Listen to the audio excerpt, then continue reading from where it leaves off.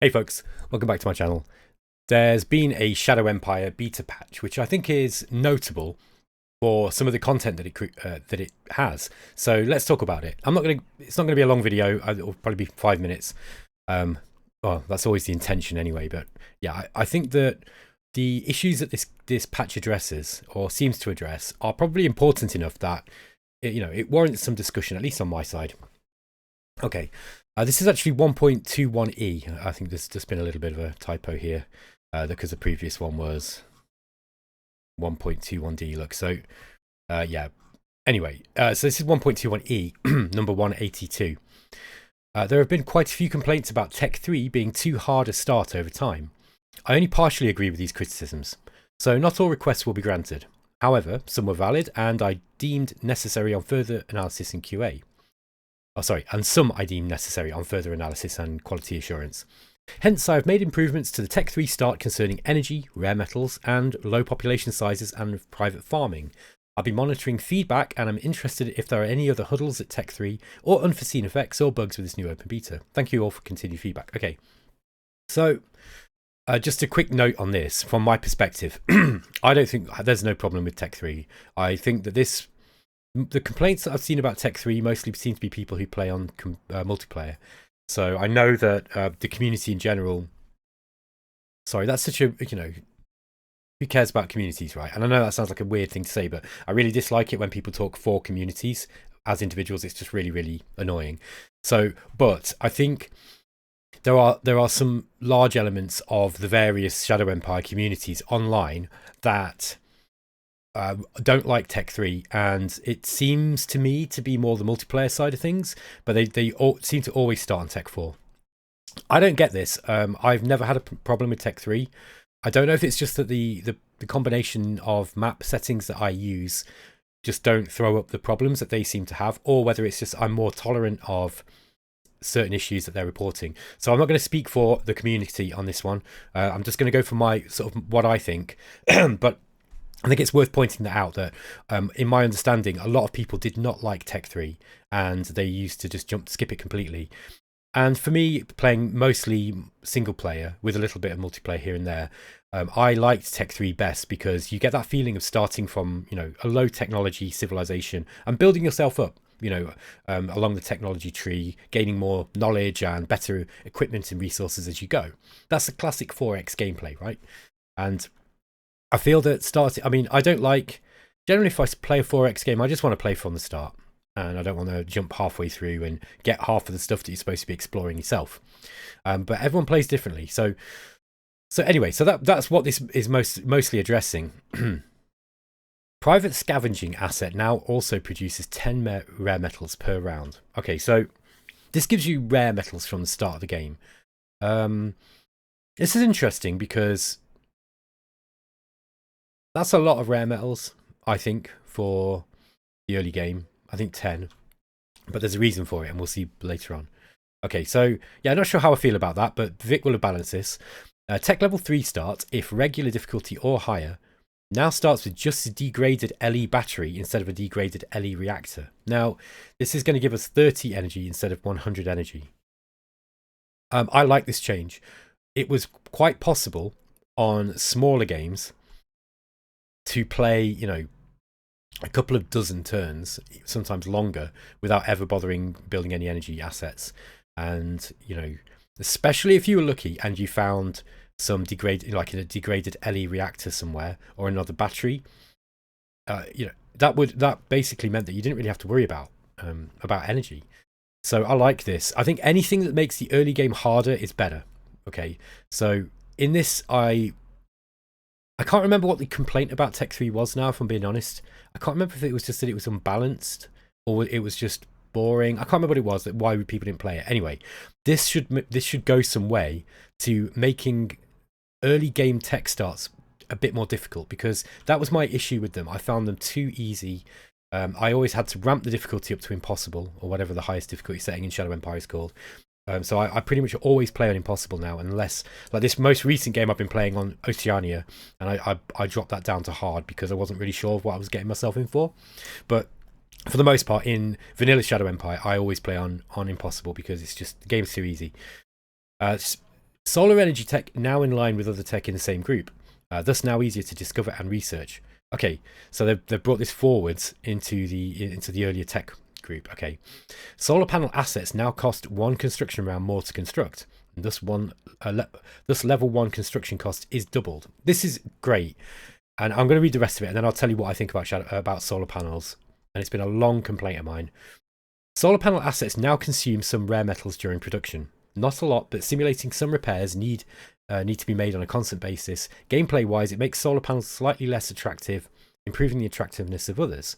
Okay, solar panels were way too good, and they became the dominant strategy in Shadow Empire, particularly before Vic added the variable output of the solar tech, or the solar energy panels, dependent upon the amount of sunlight that the planet was getting.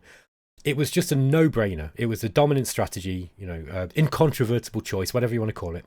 And that was a real problem, because I don't like incontrovertible choices in video games. Like, what is the point of having 10 different options if option 1 is always the most attractive and the others are just, there's no point.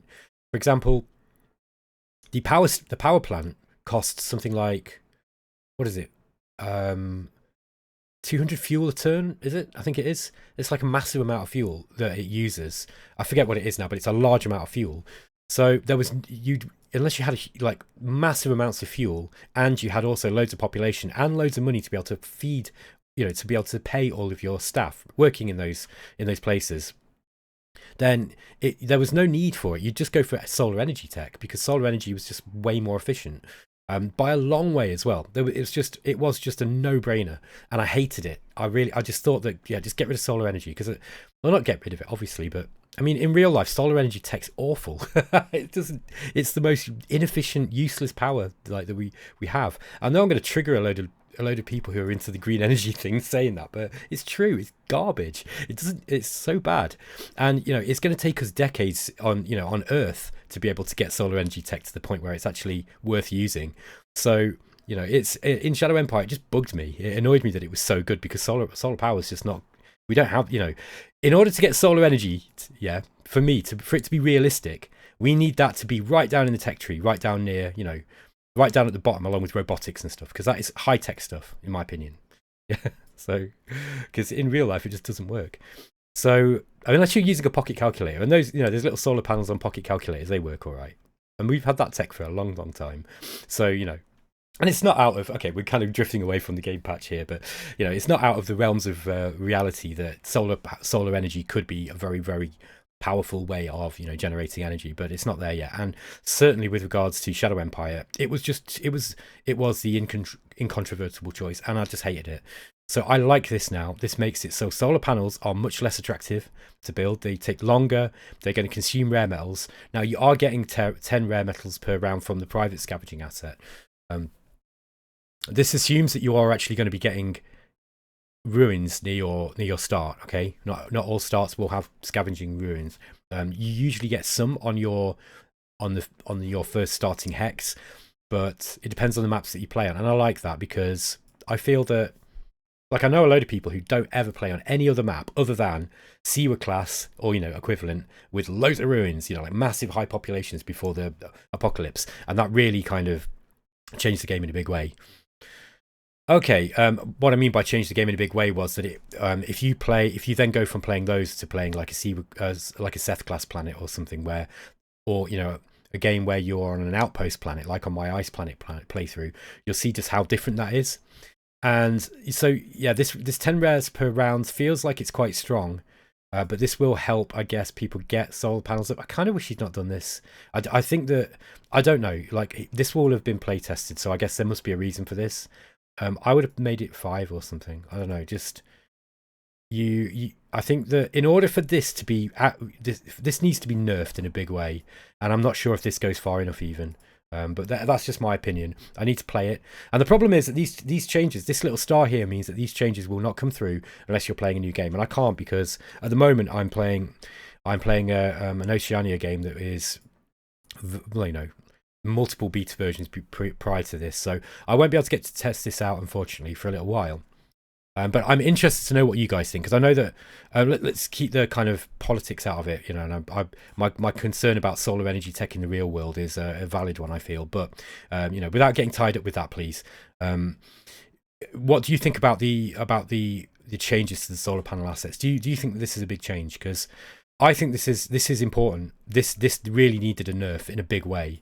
I was all for having this put right down the tech tree. Like if I'd have made this change, I would have put this way down in the tech tree, much later down the line. So it was like tech, you know, 5 or 6 or something.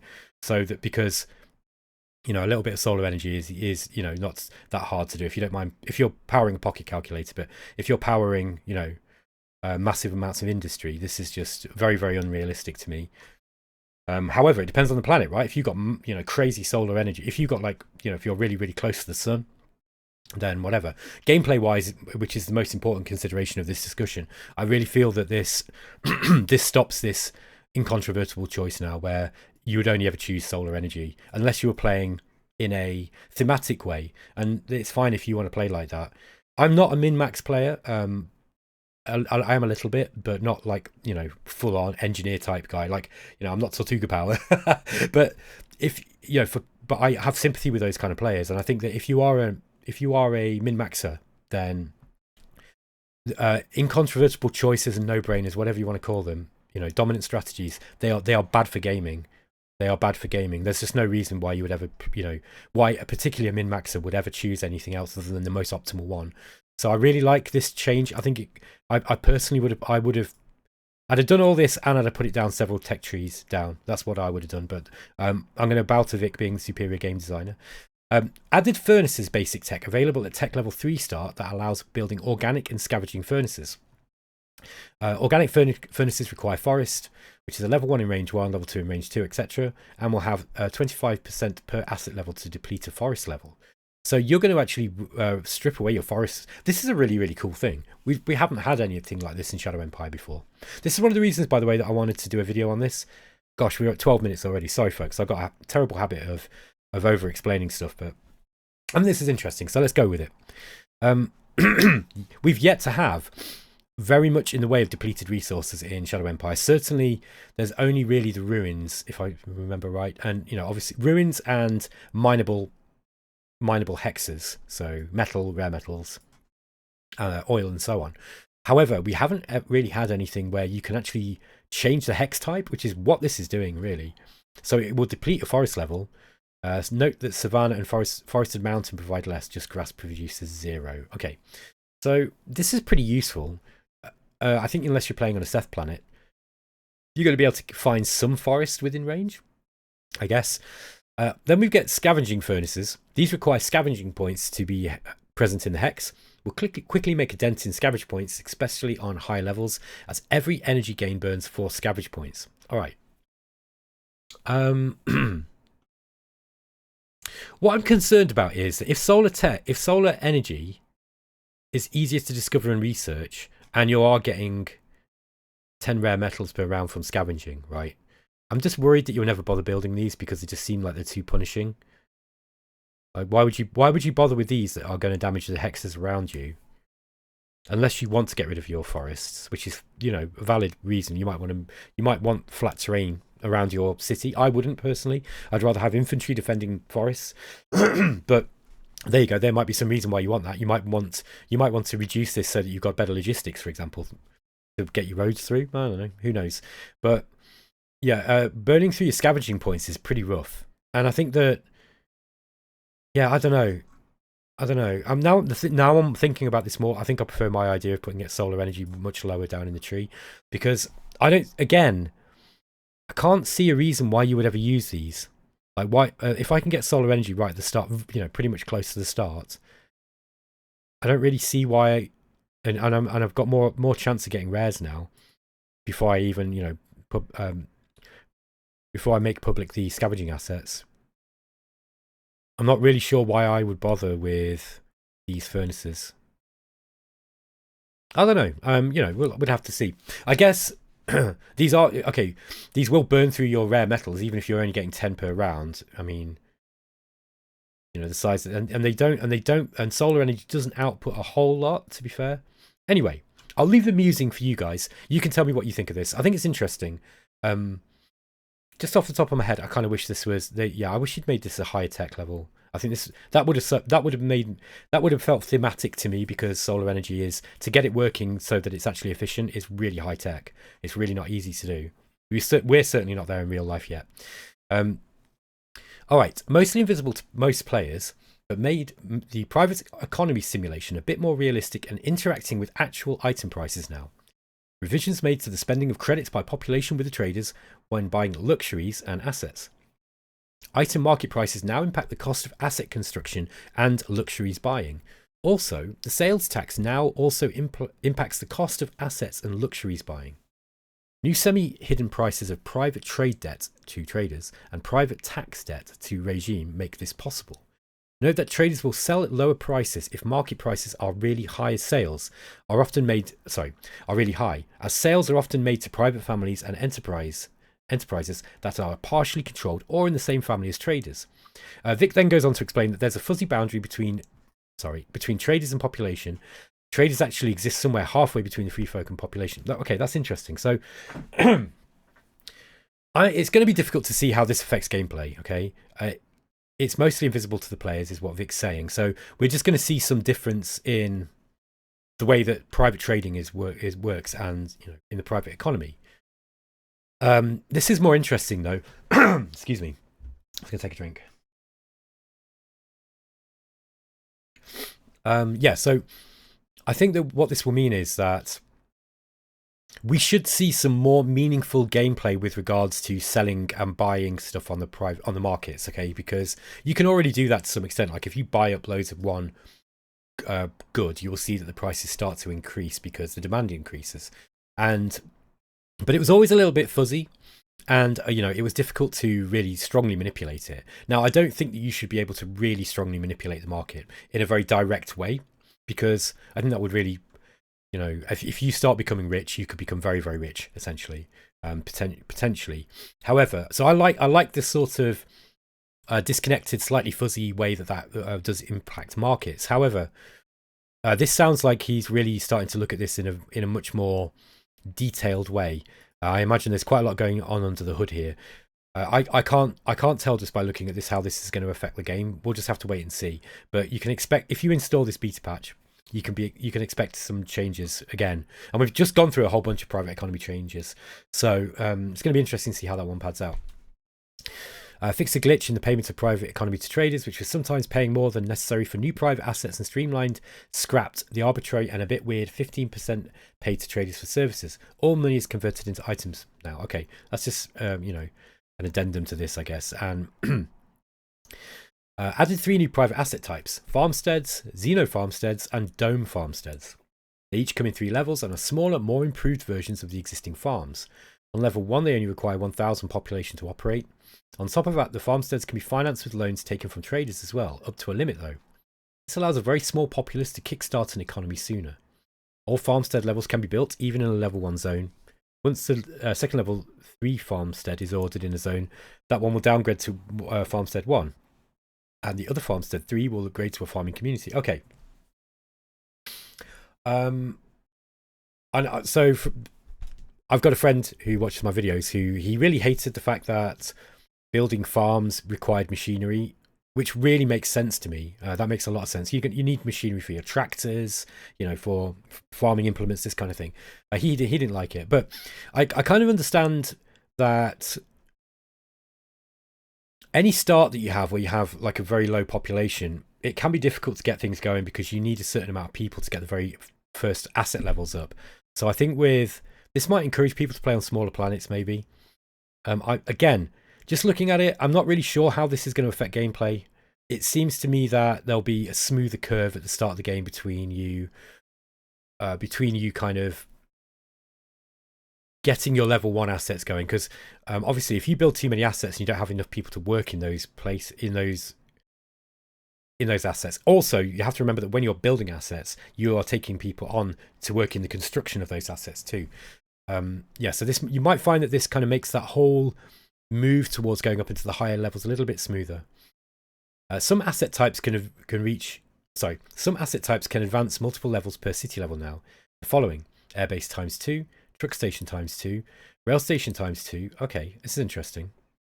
Rail station, high speed rail is 2, public port 2, supply base 2, and bunker times 2. So looks like you could potentially get up to a level 14 bunker, level 14 airbase. Is that right? I think that's what that means. Note that the new private farmsteads are times 3. They each come in 3 levels and are smaller, more improved versions of existing farms. Okay, so what this is saying is that even for the smallest level of a city, which is the village, I think, you would be able to have at least up to level 3 of the farmsteads, dome farmsteads or xeno farmsteads, and you'll be able to get up to a level 2 truck station. This is kind of interesting stuff. This is really going to change the game in a big way. I mean, for a start, it was very, very... I don't think I've ever seen a level 7 city in my games, not unless I've let the AI... The only way I could think of doing it would be playing on a map with massive population, and then letting one of the AI play for 200 or 300 turns, and then maybe you'd see it. But Shadow Empire is a big game, so I'm sure some people have seen this. The rest of this stuff looks like bug fixes, so I'm not gonna be like going through these. Here is something that is very, very interesting though. Looks like the AI, just to go over some of this, the AI will be using artillery bombardments and follow-up attacks better. So that's good. Anything where the AI is using its tools better is going to be good. Increased SAM launcher ammo cost. Okay. Heavy artillery. This is an interesting one that caught my eye. Heavier artillery and heavy AT plus heavy flat guns get a reduction in movement due to a movement penalty for heavy weight and resulting manhandling of equipment, going up to about 75% movement cost for the heaviest of guns. Okay, so this means your big artillery guns, big guns in general, are going to be moving slower. But here's the interesting bit. Any equipment, like artillery or gun, being carried by such a negative movement penalty will retain this penalty while being transported by like trucks, unless the transporters have a positive movement bonus due to powerful engines, which will offset the negative penalty of the guns. Okay, there was another no-brainer choice in this game, right? Kind of a no-brainer. There was never really any reason to have an overpowered engine, at least according to people that I spoke to. So, having an underpowered engine, you would get movement penalties, but it would use less fuel. And having an overpowered engine didn't really give you any benefit, I don't think, other than... But the downside was you were using more fuel every turn, which was just a real big penalty, unless you got tons of fuel and really good logistics, right? This is great. This is another thing. This is a nice little flavoursome addition to the game where... excuse me. Where Vic has kind of put in a change that not only is flavoursome, but it also means that it kind of removes, an incontrovertible choice. So now there will be a reason for you maybe to build a truck that is overpowered so that you can pull very heavy artillery guns, for example. I like this. This is the kind of change that I like in games. This is really clever. I like it. Model design director now uses inventor, technician, and improvisation skill for extra roles on the roles for structural design.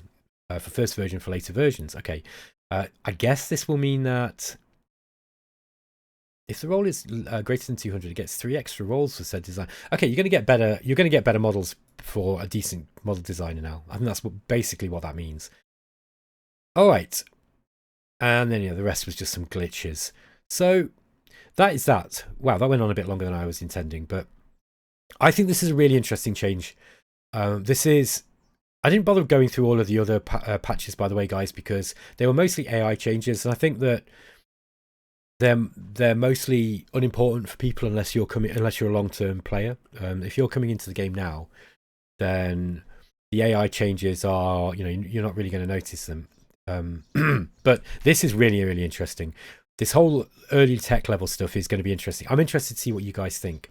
I still don't think, at least looking at it on paper, that this solar energy tech stuff goes far enough, because the addition of these things, I don't know, these seem a little bit punishing. The furnaces, they feel like they might not be very attractive compared to solar energy still.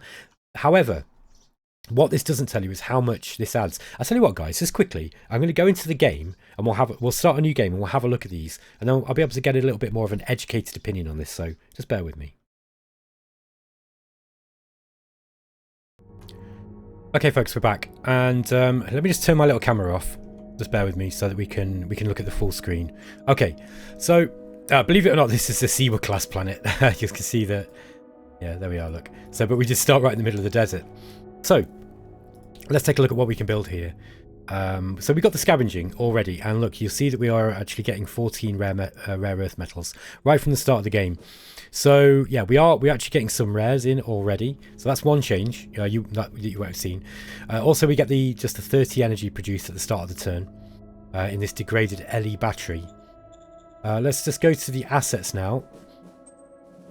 So we've got the scavenging furnace. Look. Use on the facilities on hexes that you have scavenging points and/or artifacts that provide you with a mix of metals, rare metals, and oil. Okay, so this is the new. I guess this is the new scavenging thing. No.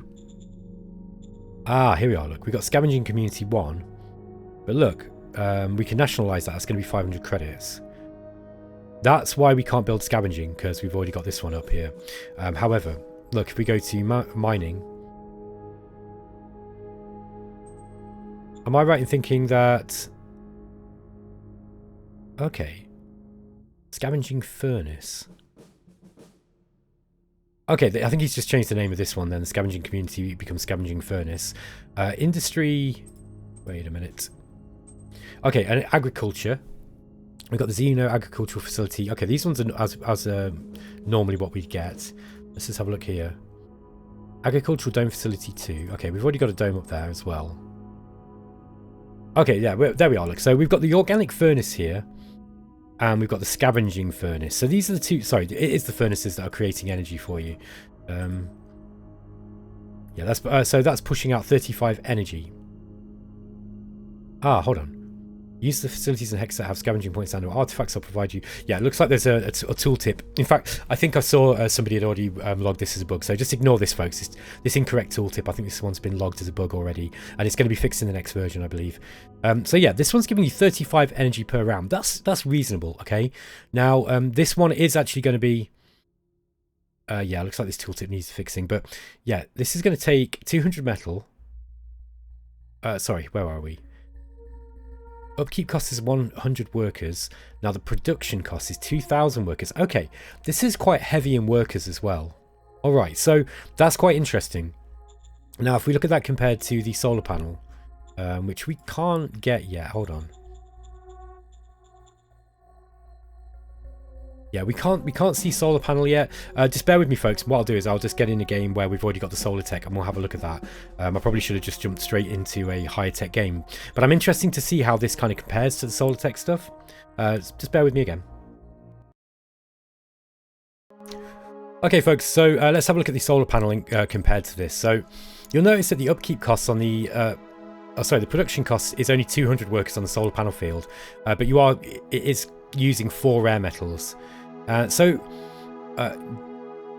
it's interesting because this is still really cheap to run, in my opinion. And I think that if you're getting 4 rare every turn, it's costing 4 rare, right? But rare metals, at least on... Look, I've set this to Seaward because I believe that this is what most people play on, at least in my opinion. You know, look here, we've got a rare metals here. So in this game, it's a no-brainer to get to have the solar panel because you've got rares. But this is just one map, okay? So and usually you won't get it's unusual to get a rare metal so close to you. So this does mean I think that you're going to be. It's just kind of interesting because again you're at the mercy of the RNG of the planet, right? And that's what I like about the game. That's why I play this. I don't want there to be any, incontrovertible decisions, optimal strategies, whatever you want to call them. And I think that if the game changes depending on your map, then that's great.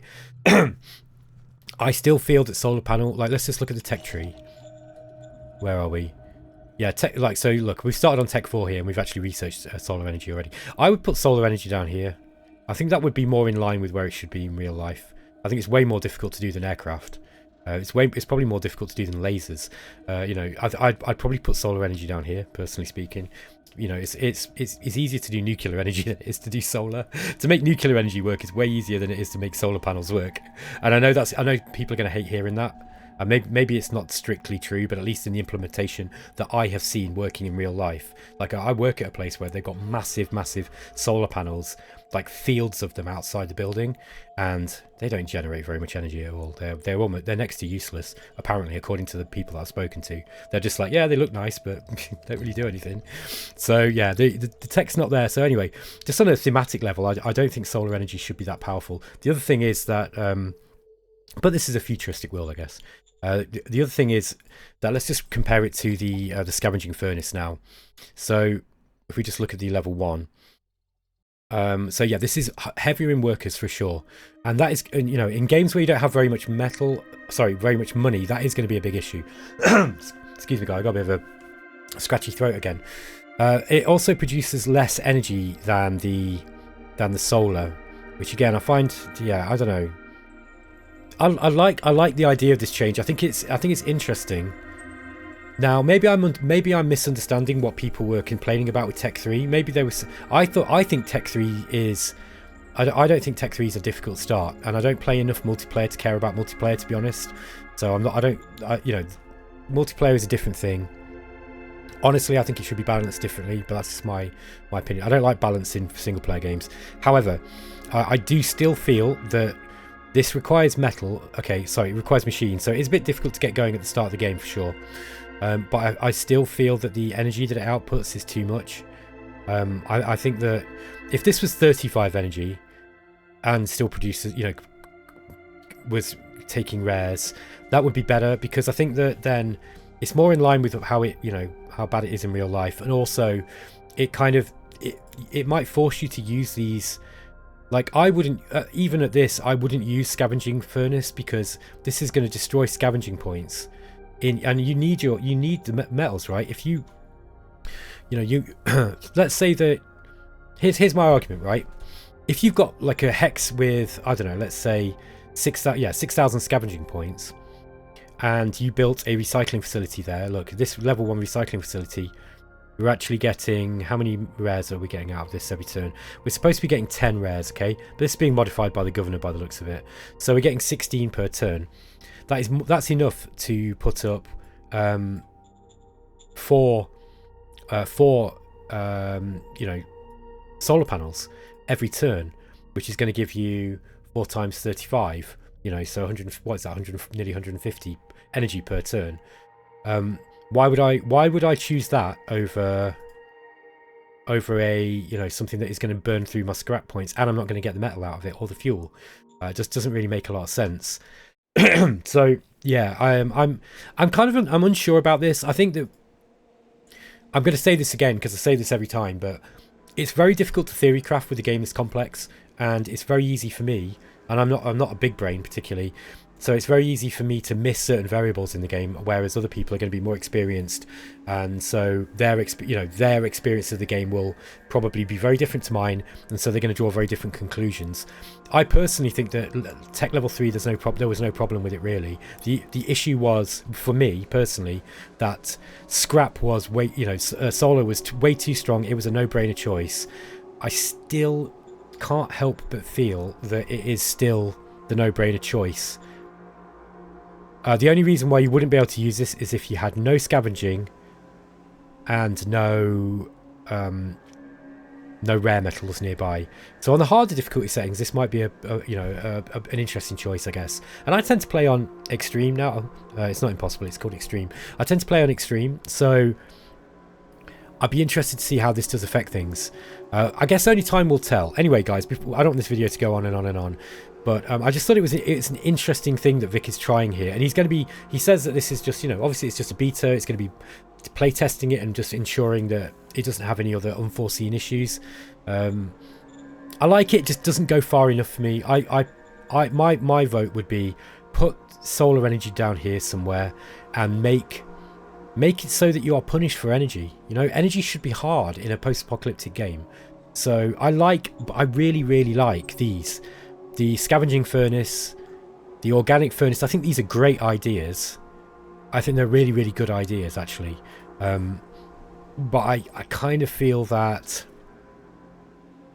maybe they need to be a bit more, you know, maybe you need to be incentivized to use this a little bit more. And while this is a nerf to solar power without a doubt, but I don't feel that it's enough to dissuade you from using it. Like, if I've got any solar, if I've got any rares whatsoever, I'm probably going to build that over, building a scavenging furnace, because the scavenging furnace is going to burn through all of the, the ruins, all the scavenging points, and I'm not going to get any metals out of them. Yeah, and you've heard that before. Okay, so that's my theory on it anyway. I'm interested to see, though. We've got to play it and play test it. Let me know what you think, guys, because I'm sure Vic will like some feedback on it. I understand that there have been people who've been QAing, been beta testing it anyway, and testing these new changes. So this will have come with some thought. But yeah, I'm curious to see how that goes. What I do like is that the issue is being addressed. Okay, Vic's trying to make it so that the people who didn't like Tech 3 are incentivized to start there, and that, I just want it more. I want the game harder, and I think that just maybe making solar, just put solar panels down here somewhere so that it takes a while to get to them, or nerf the energy that the output that they've got, because I just still feel that they're just a little bit too good. But that's just on the theory crafting. All right, guys, I'll catch you next time. Take care.